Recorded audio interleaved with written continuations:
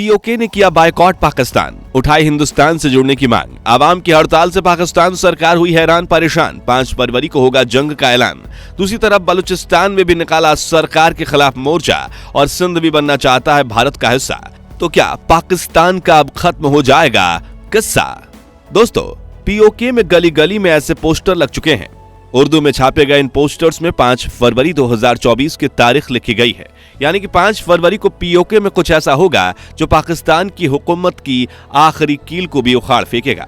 दरअसल हर साल 5 फरवरी को पाकिस्तान कश्मीर दिवस मनाता है और पीओके में जाकर पाकिस्तानी नेता कश्मीर के नाम पर जमकर नफरत फैलाते हैं। लेकिन सच्चाई तो यह है कि पाकिस्तान ने कश्मीर का जो हिस्सा हमसे छीना है वो उसे आज तक संभाल नहीं पाया। पीओके की जनता खाने के एक एक निवाले के लिए तरसती है।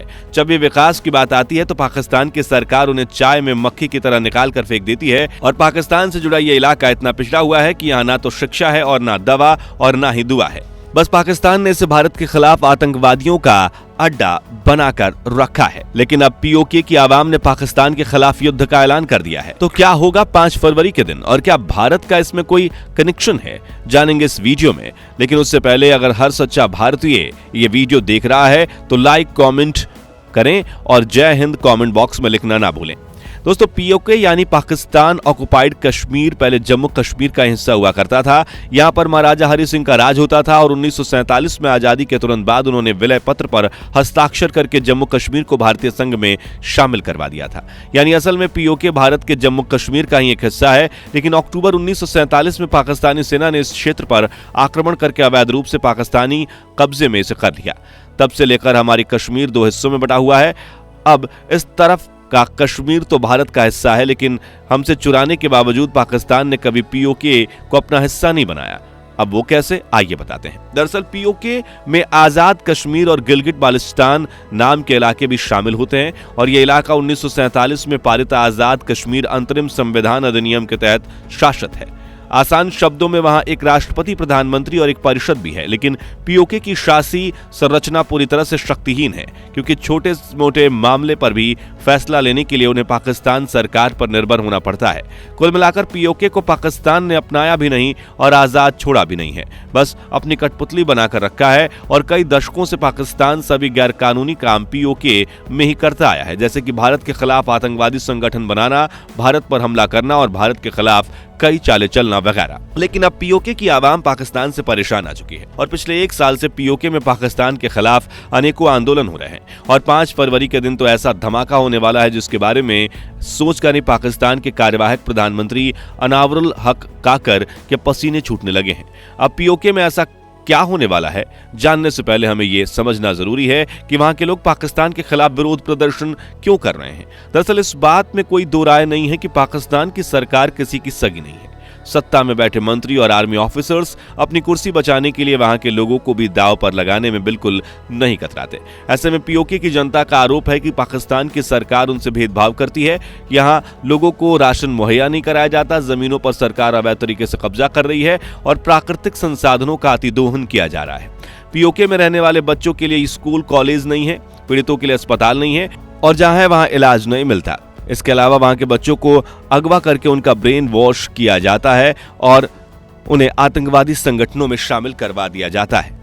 कभी भी आतंकवादी शहरों में घुसकर गोलीबारी करते हैं, कभी अपनी मनमानी चलाते हैं। लेकिन पीओके की सरकार हाथ पर हाथ धरे बैठी रहती है, क्योंकि उनके हाथ में सत्ता के नाम पर सिर्फ बैठे रहे कुर्सी गर्म करने के अलावा कुछ भी नहीं है।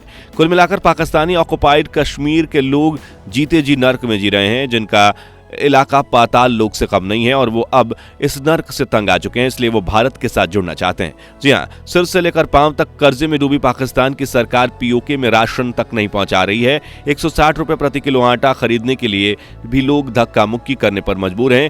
कई इलाकों में बिजली नहीं है और जहां है वहां के लोग बिजली का बिल भरने में ही मिडिल क्लास इंसान की कमर टूट जा रही है।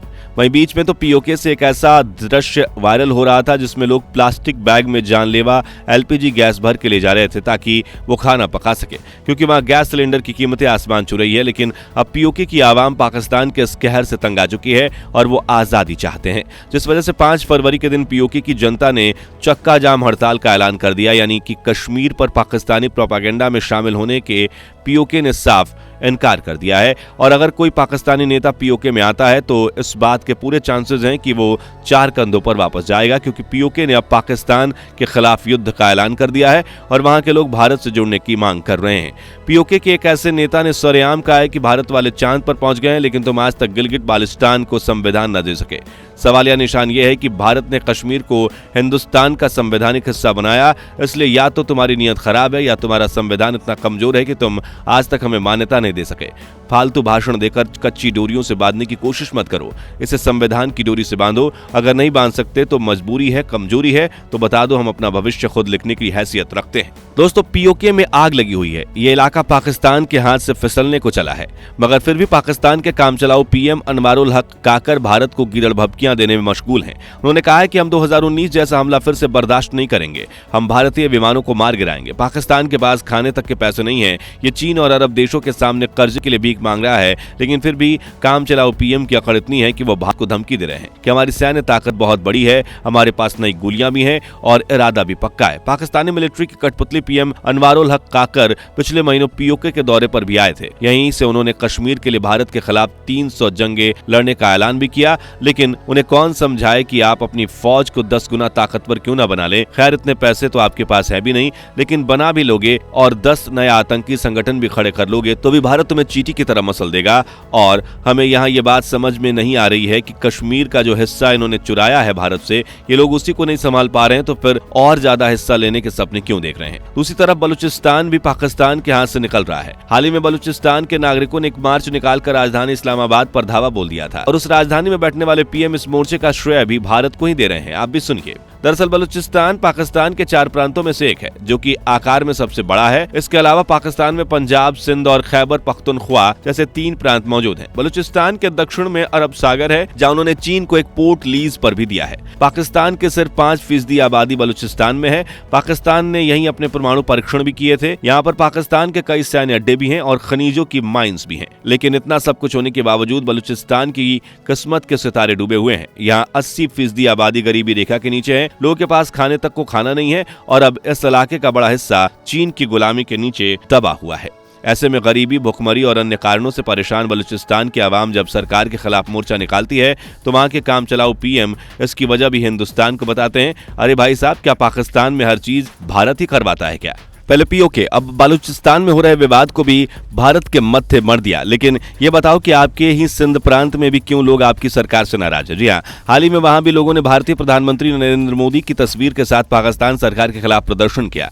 पीएम मोदी की फोटो के साथ लोगों ने लिखा, नरेंद्र मोदी जी, पाकिस्तान से सिंध आजाद होना चाहता है, कृपया सिंध के लोगों की मदद करें। दरअसल सिंध को भारत से मिलाने के लिए आंदोलन चल रहा है। इस आंदोलन के मुखिया शूफी बुरफत कहते हैं कि पाकिस्तान की सरकार सिंध के लोगों के साथ भेदभाव करती है, इसलिए यहाँ के लोग पाकिस्तान से आजाद होना चाहते हैं, लोग भारत में शामिल होना चाहते हैं। इसलिए भारत के विदेशी एक्सपर्ट्स तो यही कहते हैं कि हमारे महान पड़ोसी देश खुद को सर्वश्रेष्ठ बनाने के बजाय समझ लो कि तुम्हारा सिक्का खोटा है, तुम्हें अपना देश संभालने नहीं आ रहा, हर चीज में भारत को लाना बंद करो, हमारे पास तुम्हारे अलावा भी कई जरूरी काम है। क्यों? सही कहा ना दोस्तों। क्या पीओके भारत के साथ जुड़ने की ख्वाहिश रखता है? तो क्या हमें वहां की आवाम को स्वीकारना चाहिए और ये भारत की सुरक्षा के लिए खतरा बन सकता है? इस बारे में अपनी राय कॉमेंट्स में बताइए और वीडियो अच्छा लगा हो तो इसे लाइक और शेयर कर दीजिए। साथ ही देश दुनिया से जुड़ी ऐसी खबरों के लिए हमारे चैनल को सब्सक्राइब करके पास वाली घंटी जरूर बजा दीजिए। जय हिंद, जय भारत।